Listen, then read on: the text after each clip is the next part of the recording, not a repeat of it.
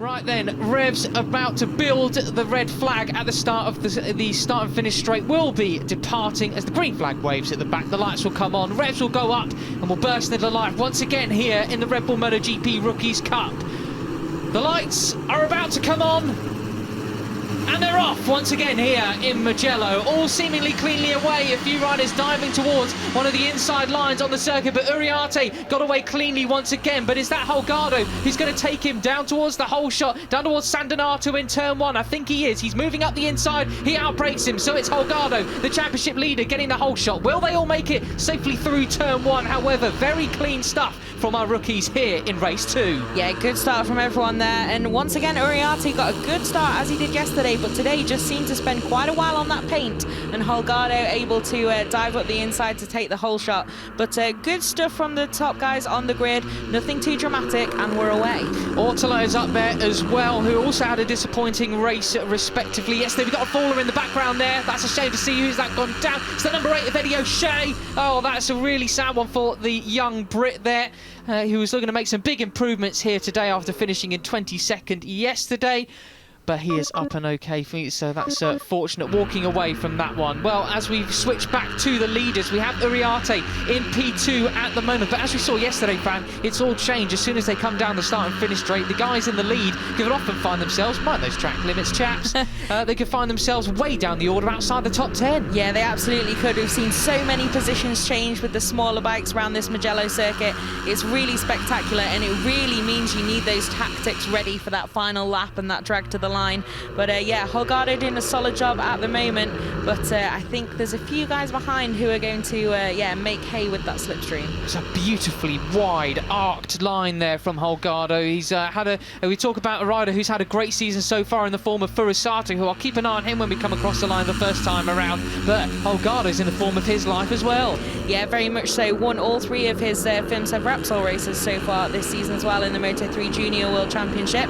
So lots of form, lots of confidence for the number 96. And yeah, he currently leads this race. Then once again, a front runner from the off. But I think he's about to get a little bit swamped, as we saw yesterday. Very close to the grass as well there from pole sitter Uriarte, and it seems to have upset his momentum a little bit. That was another completely different take altogether on exceeding track limits from Uriarte there as we head down in towards turn 1. It's Ortola in the lead there as we head through San Donato for the second time here in this race. Who's that going very wide at the background there? But over the line they came. It was Ortola from Uriarte, Holgado, Munoz of the David variety, Colin Vaya though up there again, performing well in the opening part of this race, just like yesterday, Fran. And who was that? Mian in the background, the number 23 having a big wobble there. Yeah, so you saw in the background, not sure who it was that went wide, a bit of a self-elected long lap penalty there. Very, very wide. But so far then, good clean racing from these guys. Just need to keep it nice and steady. Like we've already mentioned track limits, we've already seen it once. That can be pretty vital.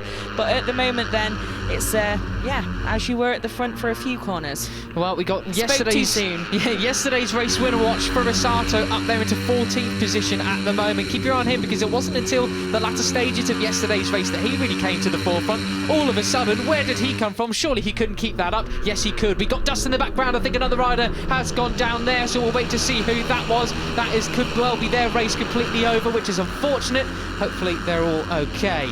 Yeah, we'll see if we can get an update on that. Nothing on the timing screen at the moment, but we have Diogo Moreira then back in the race lead, and this is an important one for those guys with that equal points for second and third in the championship. It's Mario Aggi, Super Mario then, rider up and okay. Let's see what happens to him. Oh, just so wide, and there's barely any grip out there. It's springtime, so you can blame it on the pollen that's being around. None of the fans stamping it back into the ground, you see. That's the issue. Well, yeah, good to see Mario up and okay then. And yeah, it's been some good form for the Indonesian this weekend, so that's a real shame to see him not able to score today. But at the moment then, Moreira with a little bit of daylight in the race lead. There's a few bike lengths there behind the Brazilian, but let's see what happens down into turn 1. You can see they're already starting to swarm all over the back of the number 92. but will they take him down in towards turn 1? It's Moreira, Via, and then Ortala as they head down into turn 1. And who's that going up the inside? I mean, that was an inside line and a half. There's Scott Ogden getting nerved out the way as well. We have, once again, another huge freight train. I see arms waving in the background of the shot there from the riders at the back of this group. Something's not happy, or maybe they're doing the universal sign language for follow me. Yeah, that always works so well. But no, so it looks like it was Daniel Munoz then that took that open door. Goodness it was me. a wonderful little inside line opened up there, and the number 7 said, right, thank you very much, I will take that. Cleanly through into the race lead. Good stuff from him. But Ortala looking racy already. Oh, and 2 in 1 there. Goodness Absolutely me. Amazing stuff. I think that was David Munoz taking over at the front. So Munoz versus Munoz. Goodness me, I got my THs mixed up there. That was an awkward one. This is what happens. Here's Ferrosato, race leader, race winner from yesterday. Watch, he's up into P11 at the moment. But how long will it last? Just keep an eye on him because, well, he's a crafty character. Yeah, great racecraft from Ferrosato so far in 2021, so definitely want to keep an eye on. But yeah, at the moment we have pretty much the same situation as yesterday in that we have 16 riders in this top freight train, so someone's going to get a little bit disappointed. But yeah, so far then it's incident at turn 4 between O'Shea, currently under investigation. So maybe he had a little bit of a tap that we didn't see on the feed then. We'll have to see then what happens there. But we have rider okay for Mario Adju confirmed as well. So the Indonesian, all good.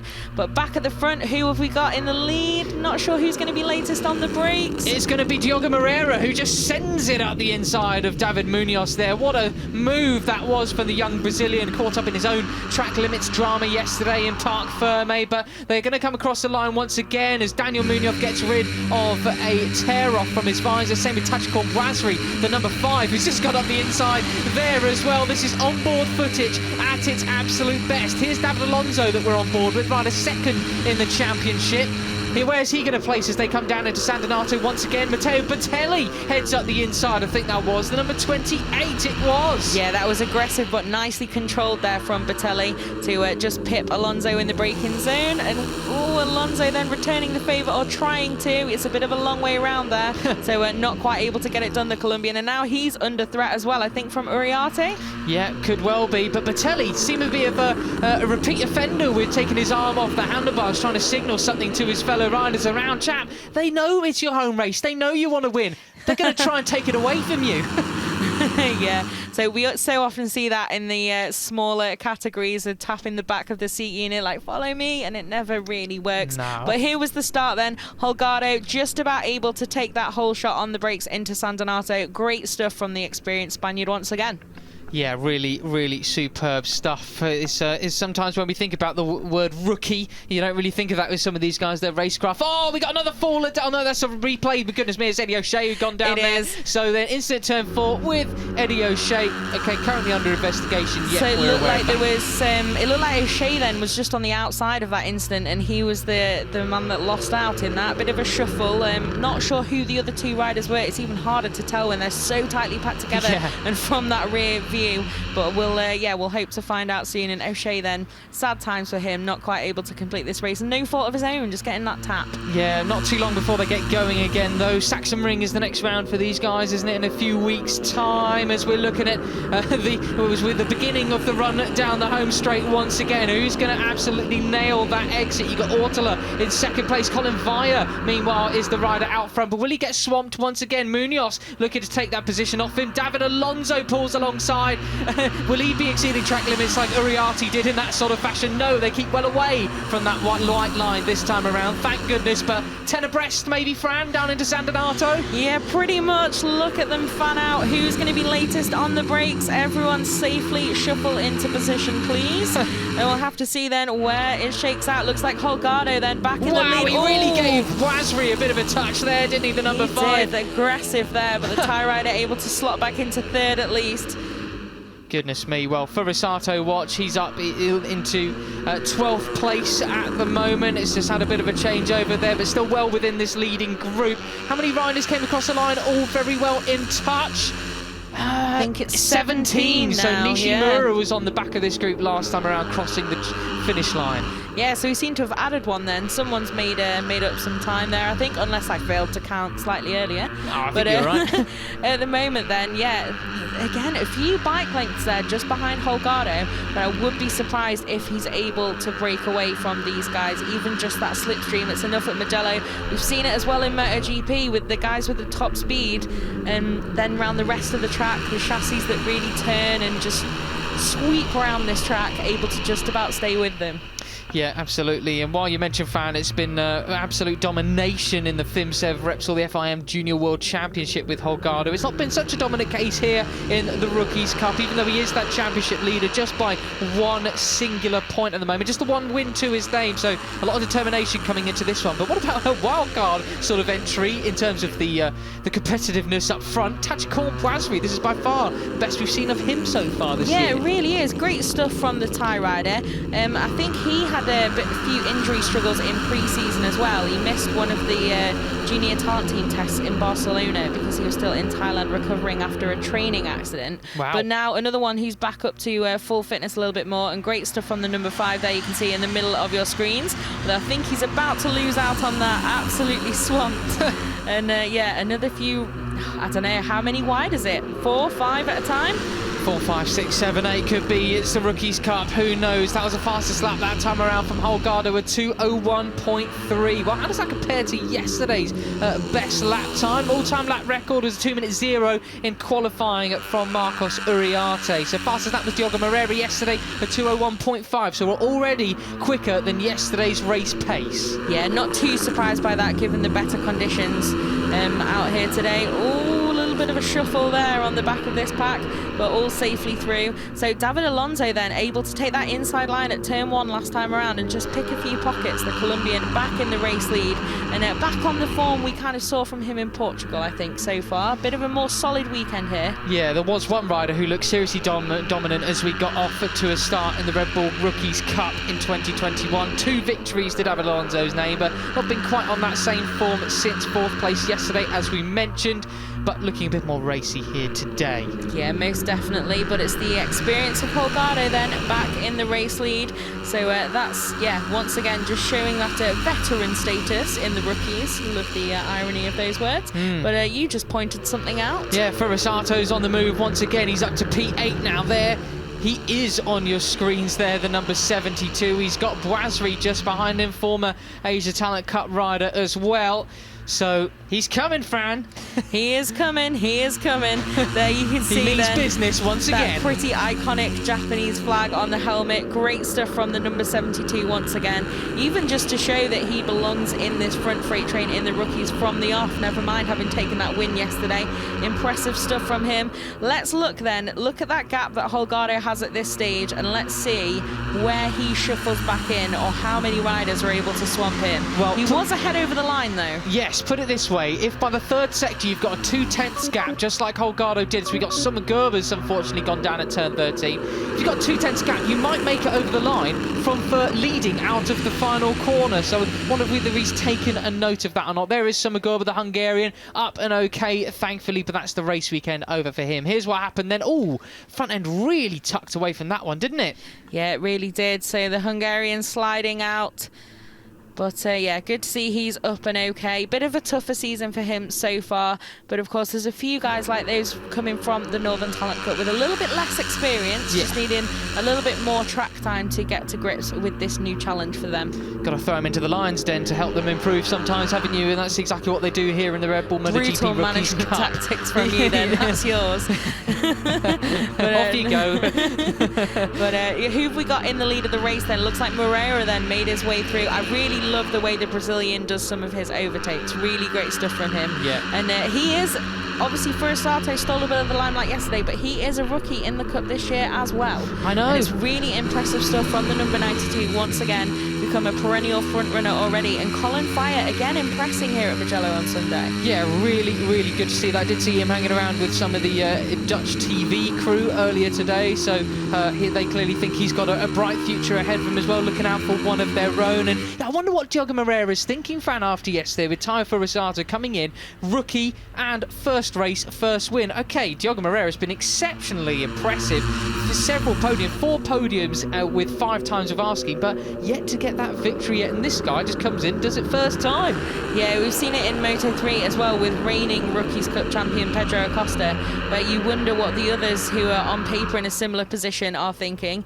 But I'm sure Moreira, now already looking and racing like a veteran, will be able to stay calm, and he's probably out to prove a point today as well. Yeah, that could be bad news for everybody else. Great news for Diogo Moreira as they fan out once again to about 8. That is fully on 10 abreast there as they come down into San Donato. Who's going to get the jump? It could be Bertelli or Uriarte for all we know. But no, they slot back into, I think, 4th position and 6th, respectively. Holgado comes out of that one on top from Via, and then Ortela in 3rd place. Yeah, you could see the number 89 of Marcos Uriarte then pretty sideways down into there, but hanging onto it nicely and slotting back in. So we've got Holgado then, that very familiar number 96, back in the race lead. Harnessing your inner Nick Harris there, course, Fran. Absolutely, Nick, we hope you're well. And Colin Fire then keeping that 2nd place despite that slipstream shuffle at the end of the straight. So great stuff from those guys to manage to defend that, and we've got Ivan Ortela back in the top 3. Brasserie up in the top 5 as well, so shout out to the tie rider who's just got a David Munoz for company there, the number 64.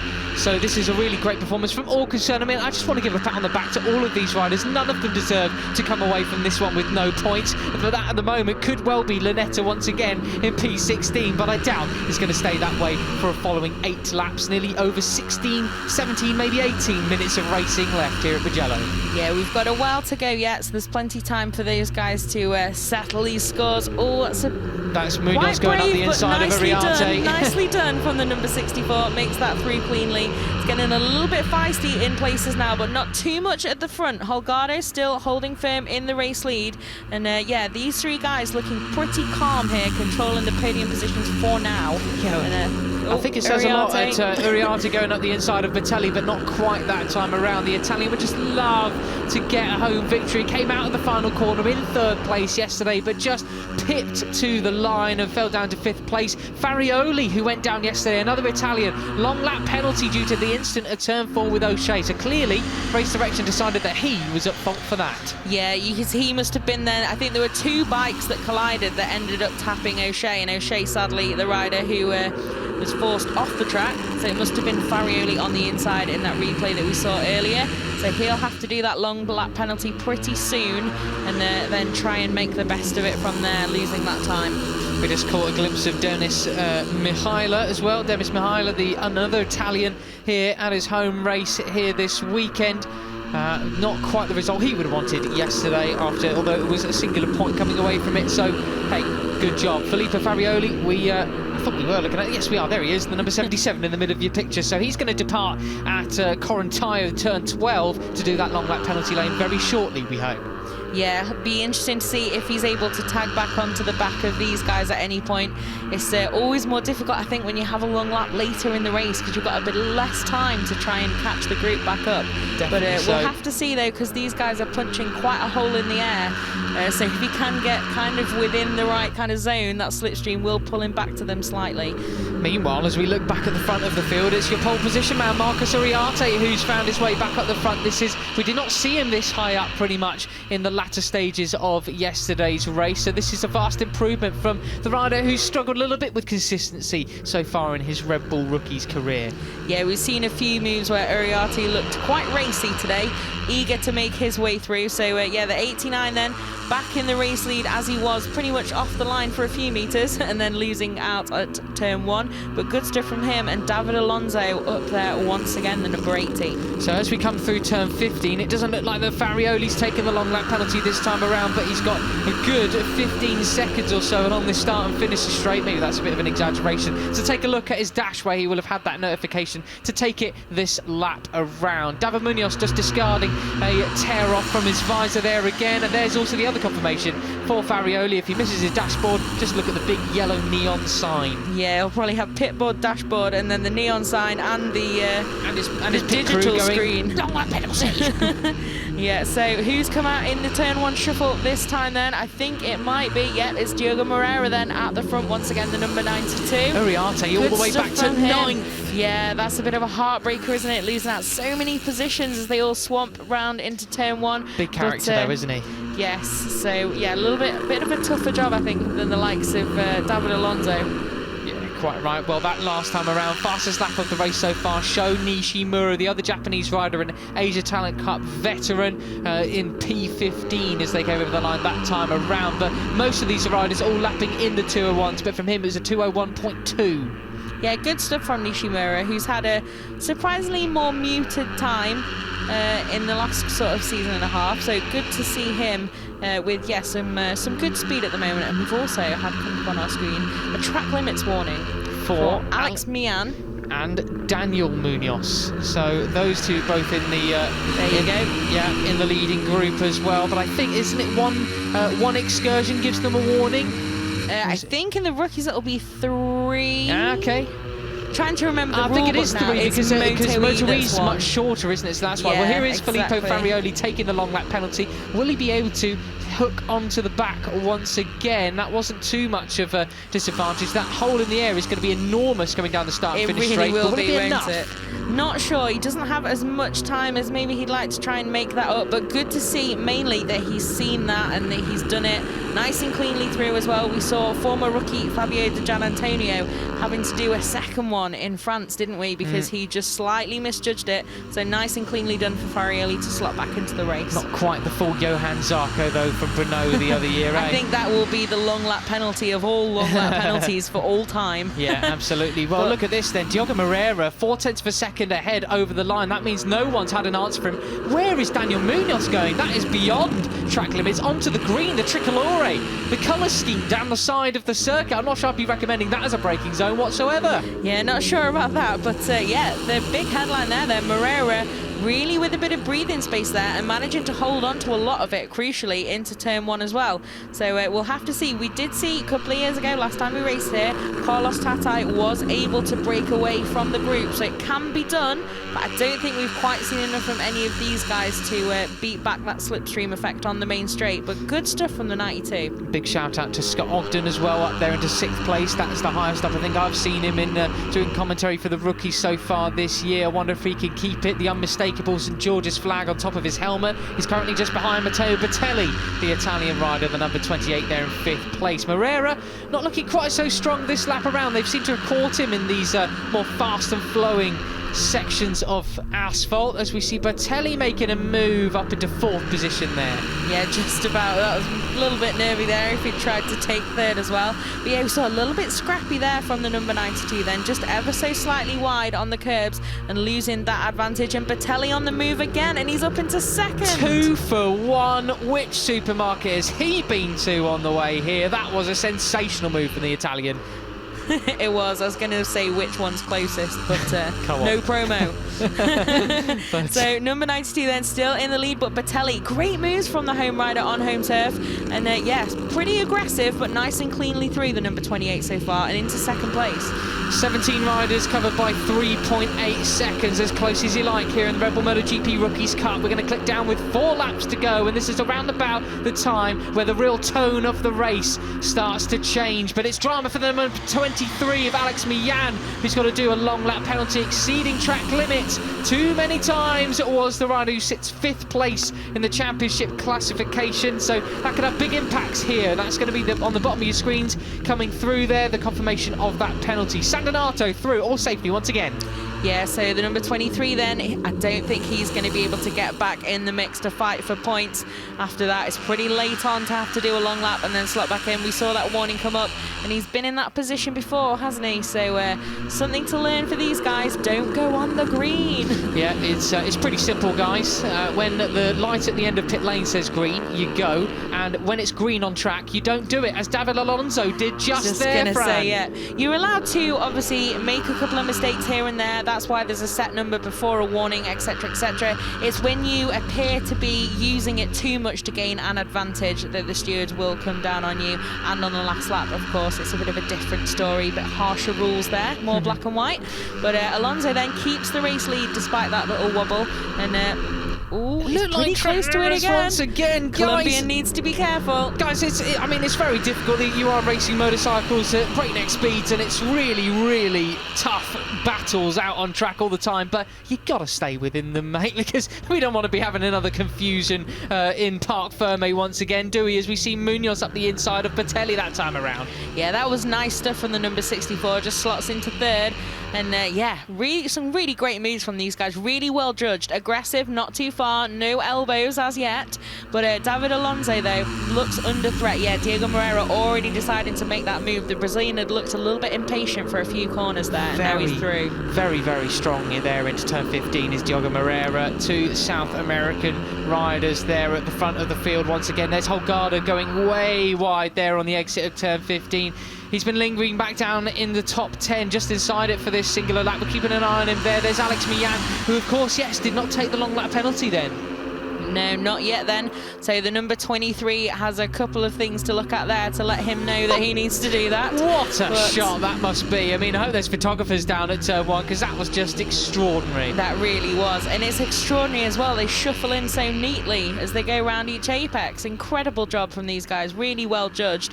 But yeah, you said a few minutes ago, Daniel Holgado was just languishing a little bit compared to what we'd seen in the earliest laps. But the number 96 now with that slipstream, there he is on screen. You can see now into 4th place again. He's got a bit of John McPhee about him, sort of seemingly just at the back of the pack, watching, waiting, and then all of a sudden, bam, he's there right at the front again.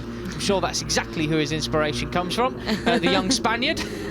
Yeah, Uriarte has been one of the most aggressive so far, but it's working for him so far. He's really up there in the battle this time around on Sunday, so good stuff from the number 89. Yeah, this is much more impressive from him. And Patelli as well, clearly miffed that he missed out on a home glory and podium yesterday in the first race here at Mugello. Thankfully for him, he's got another time of asking here today, but will he manage to keep that sort of podium position at the moment? Diogo Moreira is looking to push him a position back, and he so does. Coming into that, I think that's Scarperia, isn't it? But yes, absolutely awesome stuff from the Brazilian. We're on board with Alonso once again. That's Uriarte to our left. Or is it? Is that Scott Ogden? I'm not sure actually now. I saw the Union Jack. I was leaving that to you. It is Scott Ogden. That's where they are. I was about to come in at this point, but yeah, those onboard shots are absolutely brilliant, aren't they, from the rookies as they're making those moves, and so many moves happening in this lap.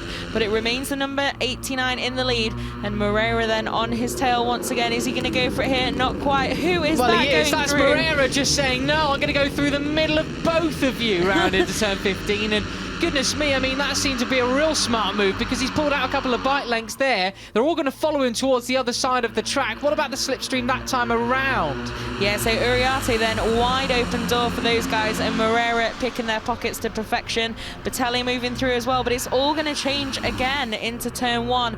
Look at them moving. We've got 6, 7, 8, 9, 10 abreast almost. Is it going to be Holgado? Can he keep it? No, he goes wide. He goes wide once again. Goodness me, last of the late breakers, and just too late really for the young Spaniard. Keeping an eye on yesterday's race winner. Where is he once again? Furisato came across the line in 10th position. Yeah, he did. So that all got pretty close then, and here we have then back out front number 24. So great job once again. Yeah, it's been a pretty quiet race from Ortolo, definitely hiding in amongst the pack, but this is when it really matters, these closing stages. We're on the penultimate lap here of race 6 in the 2021 series. There is Taio Furisato, yesterday's race winner. Keep an eye on him, because he can make some daring moves coming into this final lap. Looks like Munoz of the Daniel variety has a long lap penalty due to exceeding track limit as well.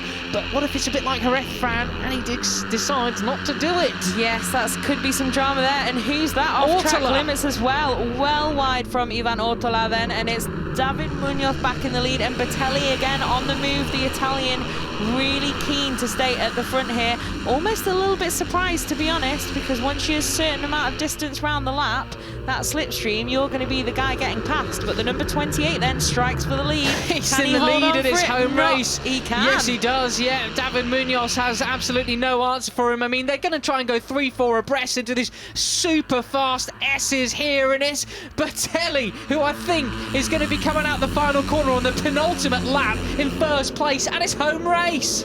He is indeed. Oh, Alonso cheeky on the inside there. Who's going to come out on top Furasato's been here? sent wide, but will he get a good drive coming out of that? He does. He gets a bit of a slingshot effect coming on to the final lap then. This is it. Bertelli's going to lead them over the line to begin the final lap. Will the Italian do it? What a dream that would be here at Mugello. It would indeed. So the 60 Ortola then, a little bit of a wobble there as he went over the paint. Who's going to come out on top into turn 1 this time around, the final time around? I think it might be Holgado. No, he's headed a little bit wide, but there's no room through. Oh, Holgado, yes, he's moved into the lead from Munoz, and then Bertelli once again still in 3rd place ahead of David Alonso. Then Ivan Ortola there in 5th as well. Uriarte just behind them. Furasato's in the mix as well. I can't call it whatsoever. No, great race is this rookie's race so far. Oh, who's that's that Furasato way wide. He split the group pretty much. He's got a heck of a task on his hands to be in the run for another podium in his 2nd ever race. That's Daniel Munoz just overtaking him as well. He needs to take a long lap penalty lane this time around too.